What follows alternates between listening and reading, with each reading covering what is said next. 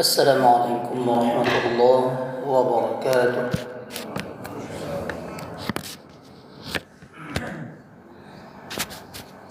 Alhamdulillah hamdan katsiran tayyiban mubarakan fih kama yuhibbu rabbuna wa yardahu. Wa asyhadu an la ilaha illallah wahdahu la syarika lah wa asyhadu anna Muhammadan 'abduhu wa rasuluh. Sallallahu ala Muhammadin wa ala alihi wa sahbihi ajma'in. Hadirin Bapak Ibu jamaah salat subuh yang semoga dirahmati oleh Allah Subhanahu wa taala. Alhamdulillah, kembali kita bersyukur kepada Allah Subhanahu wa taala. Pada kesempatan ini Allah masih mencurahkan rahmat serta nikmat-Nya kepada kita semua, sehingga dengan nikmat rahmat-Nya lah kita dapat ada berkumpul di rumah Allah ini dalam rangka pertama melaksanakan salat subuh secara berjamaah. Kemudian kita duduk sejenak sambil menunggu waktu syuruk, itu dalam rangka mendengarkan nasihat-nasihat agama yang mana semua itu agar dapat kita amalkan di dalam kehidupan kita sehari-hari. Bapak Ibu saudara rahimakumullah,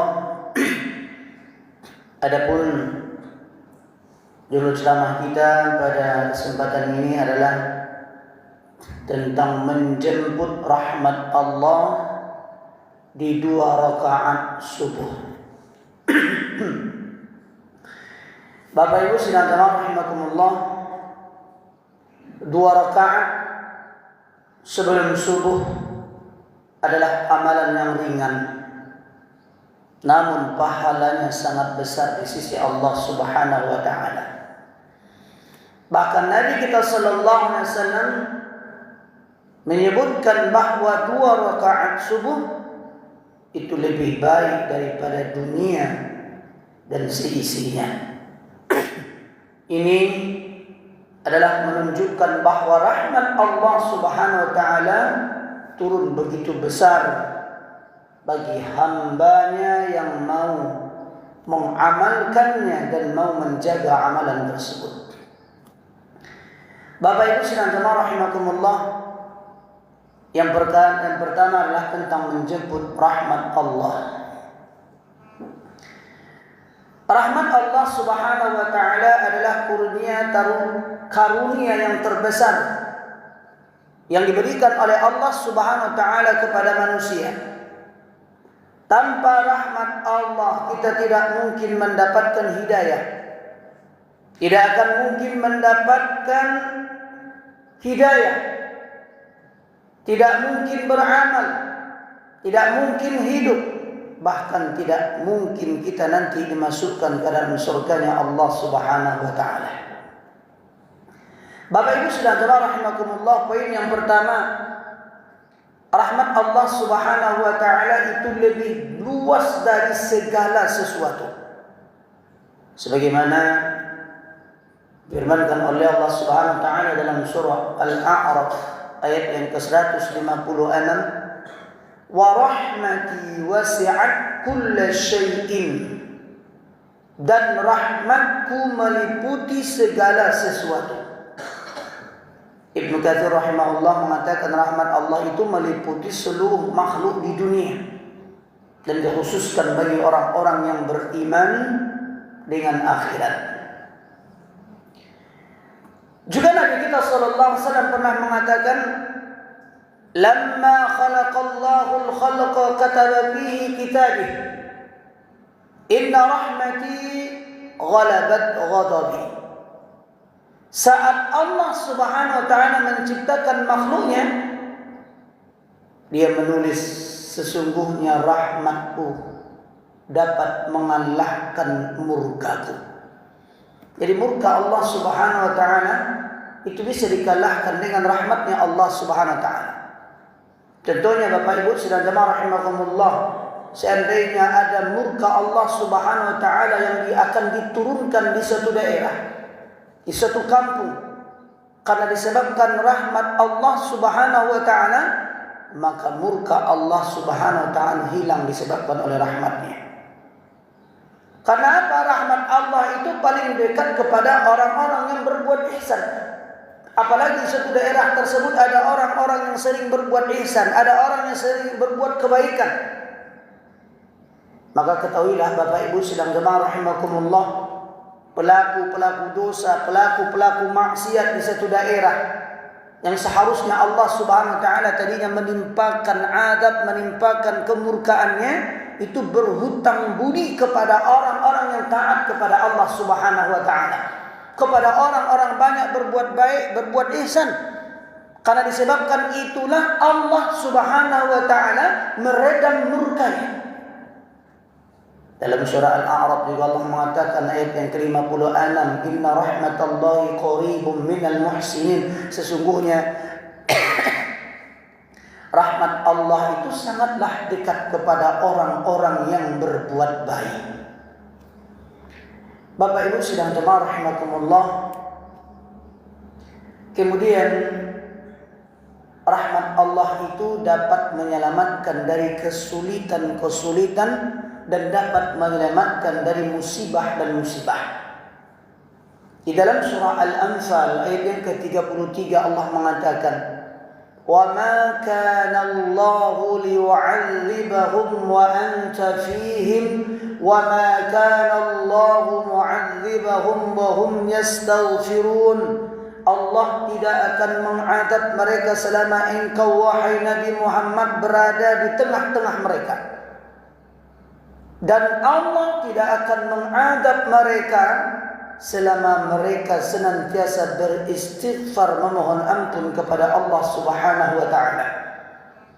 Ibnu Katsir sebagai ulama tafsir mengatakan istighfar itu dapat mengundang rahmat Allah Subhanahu wa taala, dapat menghalangi turunnya azab Allah.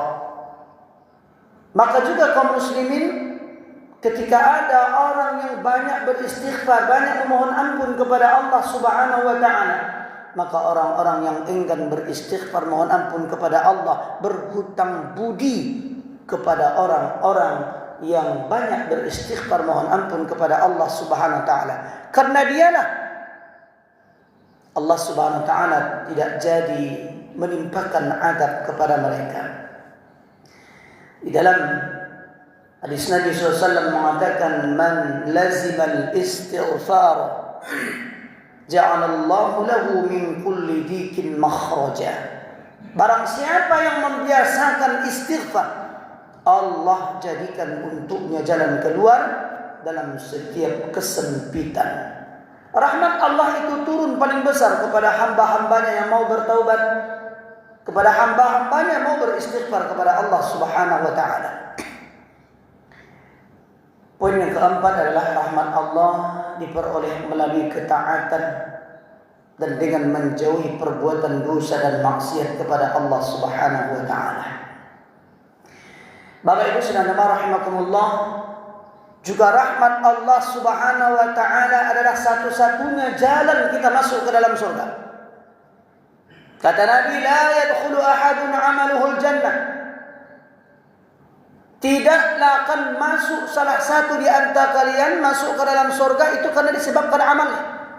Di seorang itu tidak akan masuk surga karena disebabkan amalnya. Saya ulang Bapak dan Ibu.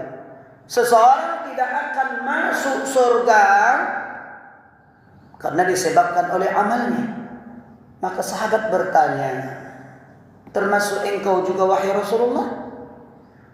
Nabi mengatakan, "Wala ana illa ayyataghammadani Allah birahmatin minhu." Tidak seorang pun yang masuk surga karena amalannya, termasuk aku, kata Nabi SAW, kecuali jika Allah melimpahkan rahmatnya kepada aku.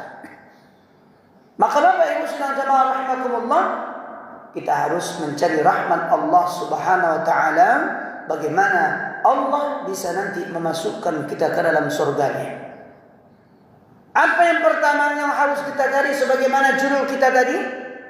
Menjemput rahmat Allah dengan 2 rakaat subuh.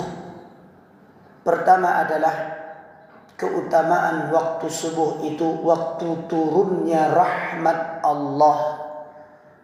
Keutamaan di waktu subuh itu adalah waktu turunnya rahmat. Sampai Nabi SAW bacakan dalam sebuah doanya. Doa Nabi Bapak Ibu. Allahumma barik li ummati fi bukuriha. Ya Allah, berkahilah umatku di pagi harinya. Berkah mencakup rahmat Allah Subhanahu wa taala. Al-Quran dalam surah Al-Isra ayat yang ke-78. Wa Qur'an al-Fajr. Inna Qur'an al-Fajr kana mashhuda. Ibnu Katsir menjelaskan tentang ayat ini.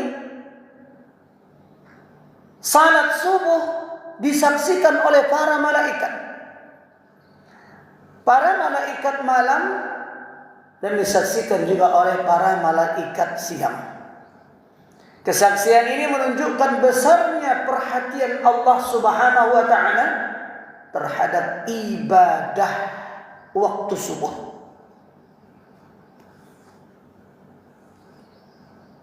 Imam As-Sa'di rahimahullah mengatakan waktu subuh itu adalah waktu yang penuh dengan keberkahan dan penuh dengan rahmat. Karena hamba yang sedang dekat dengan Rabb-Nya, terutama bagi yang bangun dari tidurnya dalam keadaan ikhlas karena Allah Subhanahu wa taala. Terkadang Bapak Ibu sedang jemaah rahimakumullah, banyak orang yang enggan bangun di waktu subuh. Karena waktu subuh itu berat. Makanya rahmat Allah Subhanahu wa taala itu diberikan kepada orang-orang yang di waktu subuh mereka melaksanakan ibadah kepada Allah Subhanahu wa taala. Di dalam sebuah hadis juga Nabi SAW mengatakan tajtami'u malaikatul lail wa malaikatul nahar fi salatil fajr. Para malaikat malam dan para malaikat siang itu berkumpul saat salat subuh. Imam Nawawi rahimahullah mengatakan berkumpulnya malaikat itu menunjukkan bahwa waktu subuh adalah waktu-waktu yang paling mulia. Sebab menjadi saksi amalan para hamba. Sungguh merugilah kaum muslimin sidang Jumat rahimakumullah, orang-orang yang melalaikan waktu-waktu subuh. Ibnu Qayyim al-Jauziyah mengatakan barang siapa yang ingin meraih bagian terbesar dari rahmat Allah Subhanahu wa taala, hendaklah ia menjaga amalan-amalan di waktu subuh. Karena waktu subuh itulah waktu turunnya rahmat dan ketenangan. Orang waktu subuh itu lalu namanya apa itu? Subuh itu lalu. Jadi itu makanya salah satu larangan dari Rasulullah SAW lalu setelah solat subuh. Kecuali ada orang yang sangat letih sekali karena disebabkan oleh sakit, dia harus banyak istirahat. Jadi waktu subuh itu dia lalu. Tapi bagi orang-orang yang sehat, maka itu dilarang oleh Nabi SAW. Waktu-waktu setelah salat subuh, setelah asar itu larangan-larangan bagi kita untuk tidur. Dalam kesehatannya saja pun itu sudah dilarang. Poin kedua Bapak Ibu sekalian rahimakumullah, 2 rakaat subuh itu lebih baik daripada dunia dan isinya. Kata Nabi sallallahu alaihi wasallam, "Ra'atul fajr khairun minad dunya wa ma fiha." 2 rakaat subuh itu lebih baik daripada dunia dan lebih baik dari isi-isi yang ada di dunia ini. Maksudnya kata Imam Nawawi, nilai pahala dan rahmat yang Allah berikan kepada 2 rakaat subuh itu jauh lebih besar dari segala kenikmatan-kenikmatan yang ada di dunia ini. Karena dunia akan binasa, namun pahala tetap abadi di sisi Allah. Juga dikatakan ulama, orang yang terkaya itu, Bapak Ibu, adalah orang yang mampu dia melaksanakan 2 rakaat subuh. Orang yang kaya. Karena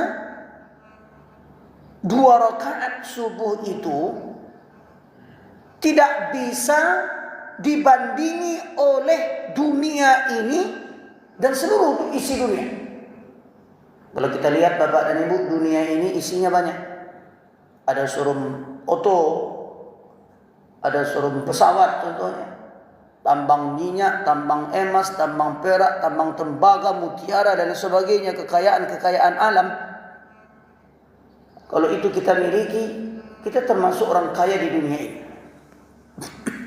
Tapi semua isi-isi dunia ini dibuat untuk membayar 2 rakaat subuh, tidak bisa. Itu yang sunnahnya saja Bapak dan Ibu. Bagaimana dengan yang wajibnya? Yang sunnahnya saja lebih baik daripada dunia dan isinya. Bagaimana dengan yang wajibnya? Ibn Rajab Al-Hambali mengatakan ini menunjukkan betapa besarnya perhatian Nabi kita sallallahu alaihi wasallam kepada 2 rakaat ini. Tidak ada amalan sunnah lainnya yang disebutkan oleh Nabi SAW dengan keutamaan yang sebesar ini. Tidak ada amalan-amalan sunnah. Wal akhiratu khairun wa abqa. Akhirat itu lebih baik dan lebih kekal. Bapak Ibu saudara rahimakumullah, kata Ibnu Qayyim, siapa yang menjaga 2 rakaat subuhnya, maka Allah akan menjaga hatinya sepanjang hari. Orang yang menjaga 2 rakaat subuh, maka Allah akan menjaga hatinya sepanjang hari. Yang ketiga Bapak Ibu, menjemput meraih rahmat Allah Subhanahu wa taala dengan 2 rakaat subuh. 2 rakaat subuh sebagai penjaga iman sehari penuh. Nabi kita sallallahu alaihi wasallam mengatakan,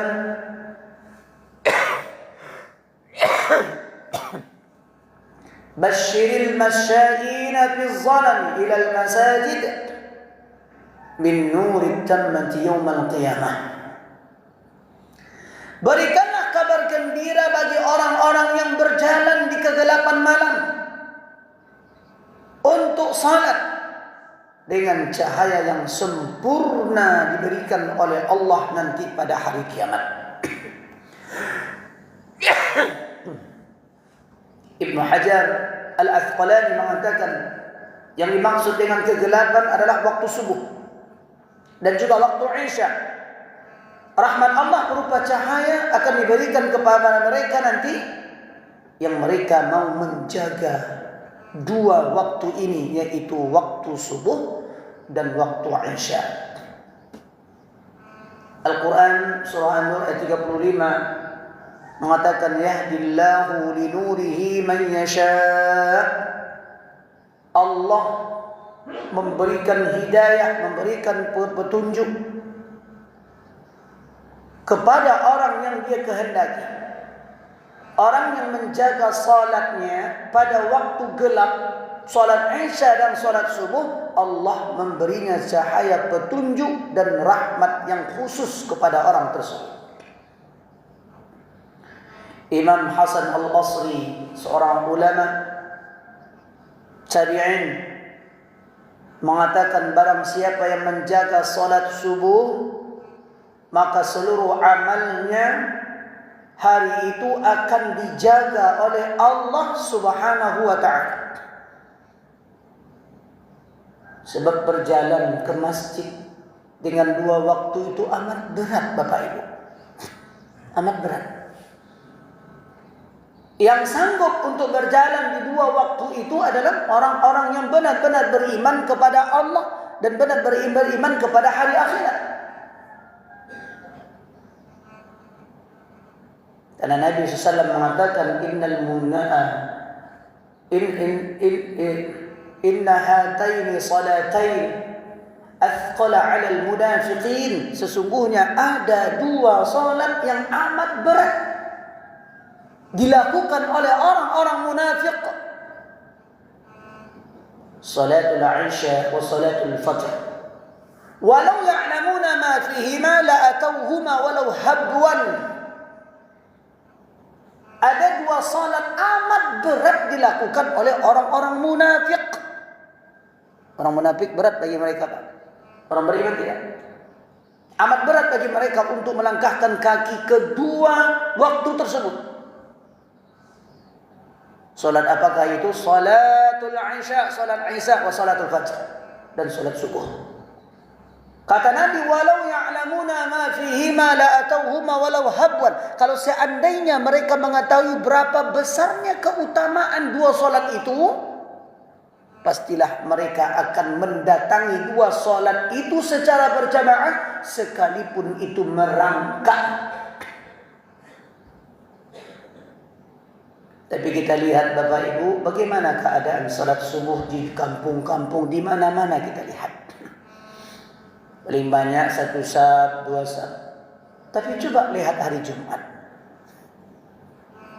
Ramai. Tapi yang Jumat itu pun belum tentu dinilai semuanya oleh Allah dengan nilai yang sempurna.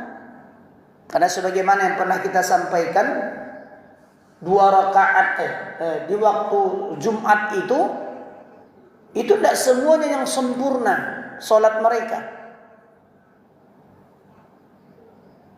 Sebab ada ketika khatib berkhutbahnya masih mauta-ota. Khatib sudah baca Allah maghfir lil mu'minina wal mu'minat, dan baca doa. Si khatib hanya di 2 aja lagi. Khatib sedang berkhutbah, nyon merokok di 2. Lah solat, barunya solat, maka rapi. Mau tadi dah boleh, apalagi dah merokok di luar. Solat Jumat Khatib berkhutbahnya duduk di onda di luar tu. Hanya bersandar di pagar di luar di belakang tu. Kami nampak Pak. Jambu-jambunya rokok. Siapa yang khatib berkhutbah tu yang merokok? Itu tanda dia tak ngerti. Dengan Jumat tak ngerti dengan keutamaan solat Jumat. Dan mengerti tata cara solat Jumat. Belajar nak namuah, diajar nak namuah. Apa nak dapat Pak? Ala qomat orang baru tibonya, baru masuk. Si khatib berdoa dia sambil tagak mengaminkan di luar. Amin, amin. Campaknya pun rokok. Solat Jumat namanya. Maka dapat Pak Ibu. Jadi ramainya yang ada, tapi nak mendapatkan apa-apa. Marah banyak apa-apa tunan solat Jumatnya sama dia bantu anak-anak solat Jumatnya. Tidak dapatkan hasil. Anak-anak kan tak wajib solat Jumat. Jadi pulangnya cuma dihitungnya ya sebagai ya latihan bagi anak tersebut. Nah, sama dia ayah kadang, ayah mau talah. Nah, pulang Jumat ada apa bersama dia anak-anak. Ada orang menyandang kain saruang pergi ke masjid. Sampai di masjid baru dia pakai kain saruang tu masuk je. Pulang buka pakai kain saruang sandang balik leher. Yang kolondanya pulang. Dari mana orang pulang Jumat? Yang kerja mau aja tadi merokok. Mana apa-apa bapak tadi tu? Bapak Ibu sudah dengar rahimakumullah. Kemudian yang keempat, 2 rakaat subuh sebagai benteng dari kelalaian. Nah, jadi wajar saja banyak orang yang lalai Bapak dan Ibu. Kada 2 rakaat subuh itu susahnya kerajuan. Dan sunat apalagi wajib. Nabi kita SAW mengatakan, man shalla subha fahuwa fi dhimmatillah. Siapa yang menunaikan salat subuh, maka ia berada dalam jaminan Allah Subhanahu wa taala.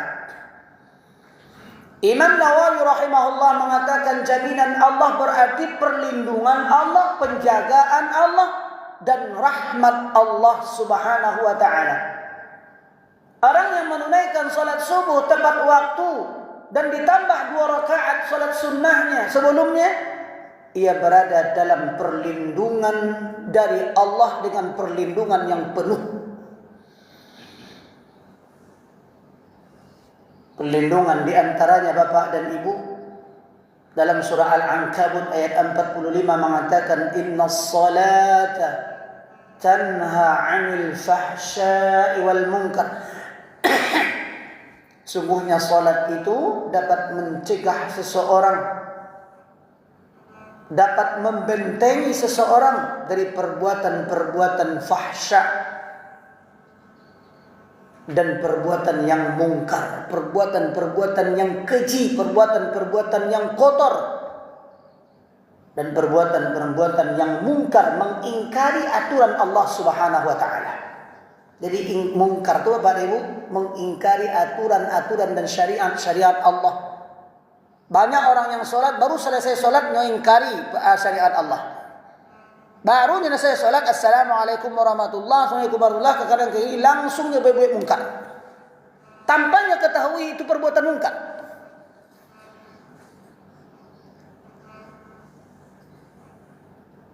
Itu Pak, habis sholatnya zikir kare-kare, itu mungkarnya tanpa diketahuinya. Baru sholat mah, buat mungkarnya. Dek bodoh, dia tidak tahunya itu perbuatan mungkar. Karena di antara perbuatan mungkar itulah perbuatan bid'ah, termasuk bagian mungkar. Amalan yang tidak dicontohkan Nabi Sallallahu Alaihi Wasallam, zikir berjamaah secara rutin.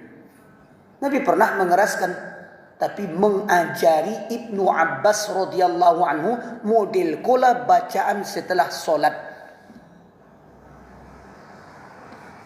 Dan bacaan yang dibaca Nabi itu tidak seperti yang dibaca orang kebanyakan. Yang dibaca kebanyakan orang itu kebanyakan yang dibuat-buat, yang tidak ada sumber hukumnya, yang tidak ada dalil dari hadisnya. Bacaannya mereka buat-buat. Ya Latif, ya Kafi, ya Bis, ya Safi. Mana ada dasarnya itu Pak tadi? Nak ketemu dasarnya. Boleh dicari Bapak dan Ibu. Bapak Ibu sekalian jemaah rahimakumullah. Poin yang kelima, menjemput rahmat Allah dengan 2 rakaat adalah Nabi tidak pernah meninggalkan 2 rakaat sebelum subuh, sekalipun Nabi SAW dalam keadaan musafir. Salat sunat lainnya Bapak dan Ibu itu ditinggalkan oleh Nabi. Nabi tinggalkan. Kalau Nabi dalam keadaan musafir, Nabi menjama', Nabi mengqasar. Nabi tidak melaksanakan, kalau sudah jama' qasar maka tidak ada salat sunat qabliyah dan ba'diyah. Tapi salat sunat fajar 2 rakaat sebelum subuh itu Nabi SAW lakukan sekalipun Nabi dalam keadaan musafir. Dari Aisyah radhiyallahu anha, Nabi SAW mengatakan, lam yakunin Nabi sallallahu alaihi wasallam ala syai'in minan nawafil ashadda ta'ahadu ala ra'atain al-fajr. Ini dalil menjelaskan 2 rakaat subuh paling ditekankan oleh Nabi SAW di antara seluruh sunnah-sunnah rawatib. Nabi tidak pernah tinggalkan. Ketika Nabi saat menjaga suatu amalan, maka itu adalah tanda besar bahwa rahmat Allah Subhanahu wa taala terkait kuat dengan amalan tersebut. Jadi inilah 2 rakaat yang tidak pernah. Itu makanya ada ulama Bapak dan Ibu, seandainya awak tertinggal, awak solat berjamaah, awak berjalan menuju masjid, awak belum melaksanakan solat sunat 2 rakaat, sebelum subuh, tiba-tiba sampai di masjid orang qomat. Maka awak belum sempat melaksanakan 2 rakaat sebelum subuh.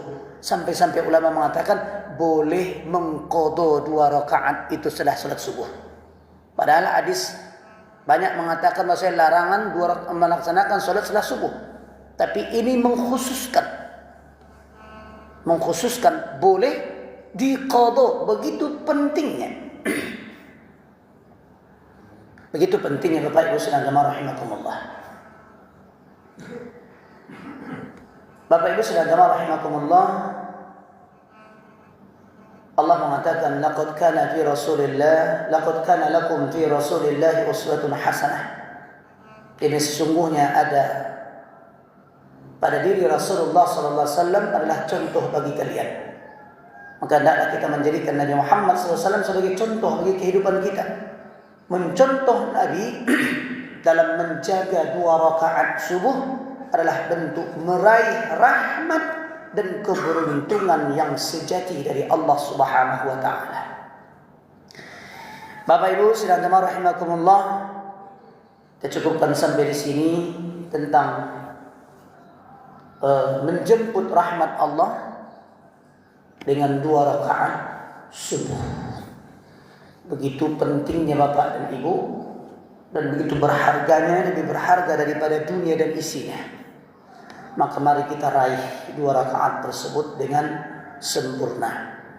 Baik, sebelum kita tutup, mungkin ada yang ingin dipertanyakan dari apa yang kita sampaikan pada Bapak dan Ibu, kami persilakan.